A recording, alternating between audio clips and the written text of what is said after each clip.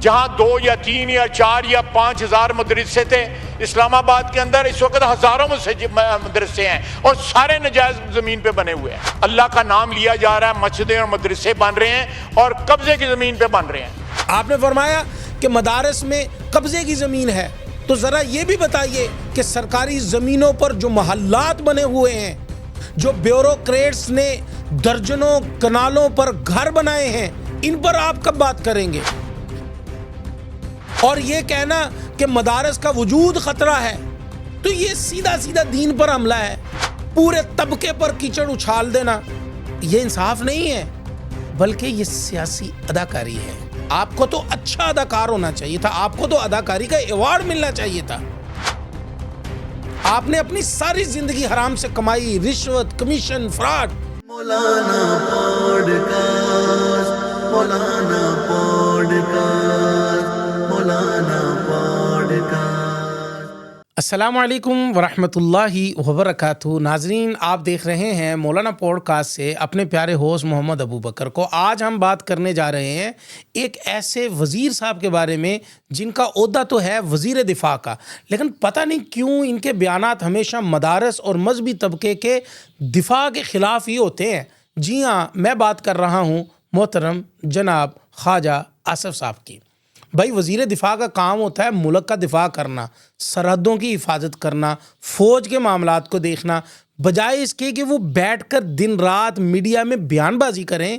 لیکن لگتا ہے کہ ان کو راتوں کو بھی سکون نہیں آتا جب تک وہ کسی نہ کسی بیان سے اپنا نام میڈیا میں ٹاپ پر نہ لے آئیں۔ اب کل انہوں نے قومی اسمبلی کے اندر کھڑے ہو کر فرمایا کہ اسلام آباد میں ہزاروں مدارس ایسے ہیں جو قبضے کی زمینوں پر بنے ہوئے ہیں۔ جہاں 2 یا 3 یا 4 یا 5 ہزار مدرسے تھے، اسلام آباد کے اندر اس وقت ہزاروں مدرسے ہیں اور سارے نجائز زمین پہ بنے ہوئے ہیں۔ اللہ کا نام لیا جا رہا ہے، مسجدیں اور مدرسے بن رہے ہیں اور قبضے کی زمین پہ بن رہے ہیں۔ واہ جی واہ، کیا نیا تیر مار لیا آپ نے۔ لیکن سوال یہ ہے، نام لیجئے نا، ثبوت دکھائیے نا۔ جب آپ اسمبلی میں کھڑے ہو کر پارلیمنٹ کے فلور پر ہیں تو آپ کے الفاظ قانون کی طرح وزن رکھتے ہیں۔ آپ بتائیے کہ کون کون سے مدارس ہیں، کہاں ہیں، کس نے قبضہ کیا ہے، یا پھر صرف الزام لگانا مقصد تھا تاکہ شام کے ٹاک شوز میں ہیڈ لائنز بن جائیں۔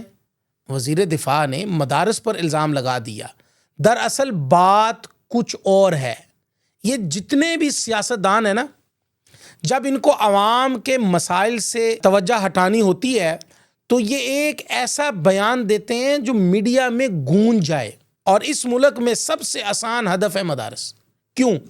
کیونکہ مدارس والے تو جواب میں گالیاں نہیں دیتے، بدماشی نہیں کرتے، تھانے نہیں توڑتے، یہ تو بس کتاب پڑھاتے ہیں، دین سکھاتے ہیں، قرآن سکھاتے ہیں۔ تو ان پر حملہ کرو، شہرت بھی مل جائے گی اور اپنے آقاؤں کو خوش بھی کر دو گے۔ خواجہ آصف صاحب، مدارس کے خلاف بات کرنا کوئی بہادری نہیں ہے۔ یہ وہ ادارے ہیں جنہوں نے اس ملک میں قال اللہ قال الرسول کی صداؤں کو بلند کیا ہے، جنہوں نے قرآن کی روشنی کو پھیلایا ہے، یتیموں کو سہارا دیا ہے، اور ایسے طلباء کو تعلیم دی ہے جن کے والدین اسکول کی فیسیں تک نہیں دے سکتے۔ یہ وہ ادارے ہیں جنہیں چیریٹی پر چلتے ہیں، یہ وہ ادارے ہیں جو آپ کا حسن دکھاتے ہیں۔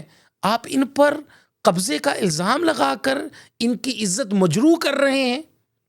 آپ یہ بات سمجھ نہیں آتی کہ کیا آپ کے محکمے ہیں، وزارت دفاع میں سب کچھ بالکل ٹھیک چل رہا ہے؟ بتائیں، آپ ٹھیک چل رہا ہے؟ کیا بارڈر محفوظ ہیں؟ کیا دفاعی نظام میں کوئی خامی نہیں؟ کیا وہاں کے مسائل چھپانے کے لیے آپ مدارس پر بات کر رہے ہیں؟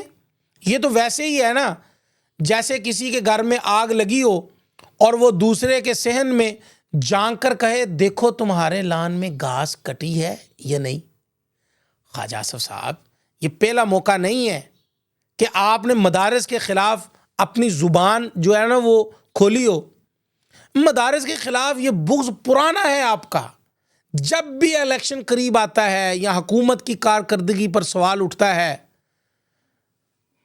تو مدارس کے نام آپ لیتے ہیں۔ کیونکہ آپ جانتے ہیں کہ ملک کا عام مسلمان مدرسے کو دل سے چاہتا ہے، تو ان کا بیان فوراً وائرل ہوگا، بس شہرت ملے گی، مقصد پورا ہوگا۔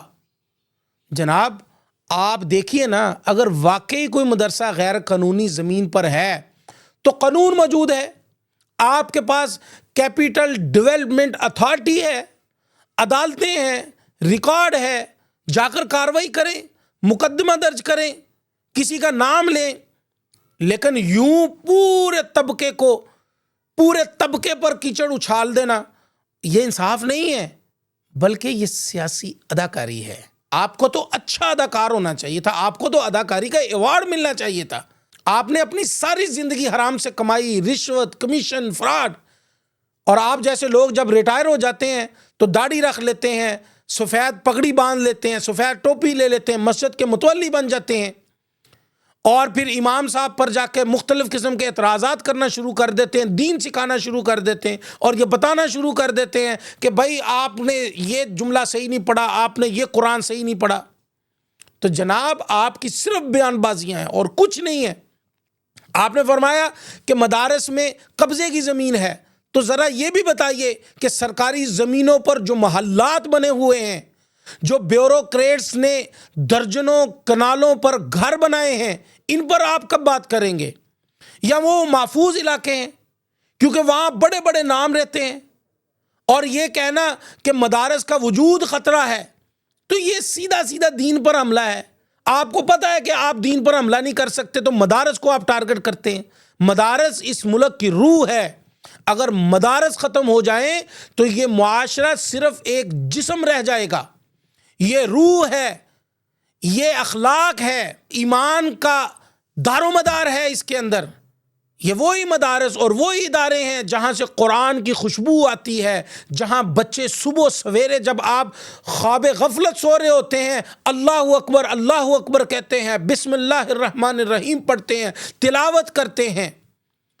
تو آپ کے اندر سے تو مجھے الرجی کی خوشبو آ رہی ہے، آپ کو کہیں الرجی ہو گئی ہے، آپ اپنے آقاؤں کو خوش کرنے پر تلے ہوئے ہیں۔ تو آپ پہلے تحقیق کریں، ثبوت لائیں، ثبوت کے ساتھ آپ جو ہے وہ اسمبلی کے فلور پر کھڑے ہو کر ان مدارس کا تذکرہ کریں، اپنے اداروں کو مضبوط کریں، اپنے اداروں کے ساتھ آپ کھڑے ہو کر اپنے اداروں کو وہ تمام کے تمام ریکارڈ اور ثبوت مہیا کریں۔ آخر میں میری عوام سے بھی گزارش ہے، کسی کے بیان پر فوراً یقین نہ کریں۔ مدارس والے بھی اسی ملک کے شہری ہیں، انہیں بھی عزت اور احترام کا حق ہے۔ فرق صرف اتنا ہے کہ وہ حکومت سے تنخواہ نہیں لیتے، اللہ کے نام پر کام کرتے ہیں۔ تو اگلی بار جب کوئی وزیر مدارس پر انگلی اٹھائے تو آپ پوچھئے، نام بتاؤ، ثبوت دکھاؤ، ورنہ آپ کا یہ بیان محض سیاست ہے، اور ہم سیاست کے لیے دین کو بدنام نہیں ہونے دیں گے۔ اللہ تعالیٰ سے یہی دعا ہے کہ اللہ ہمارے اس ملک کی حفاظت فرمائے، اور پاک فوج کو اللہ رب العزت مزید ہمت عطا فرمائے کہ وہ اس ملک کی سرحدوں کی بھی حفاظت کرے، اور اس ملک کے اندر یہ اٹھنے والے یہ فتنے، جس طرح فتنۃ الخوارج کے لوگ ہیں، اسی طرح یہ بھی فتنے کے لوگ ہیں جو مدارس والوں کے اوپر انگلیاں اٹھاتے ہیں، دین کے اوپر بات کرتے ہیں۔ اللہ رب العزت ان کا بھی احتساب ہمارے فوج کے ذریعے سے کروائے، اور فوج ان کے اوپر بھی یہ کاروائی کرے کہ آپ کو کس نے حق دیا ہوا ہے، کہ جب آپ کے پاس ثبوت نہیں ہے تو آپ کس طرح بات کر سکتے ہیں مدارس والوں کے لیے۔ اللہ رب العزت سے دعا ہے اللہ اس ملک کی حفاظت فرمائے۔ آخر میں بس میں یہی کہوں گا، پاکستان زندہ باد، پاک فوج زندہ باد۔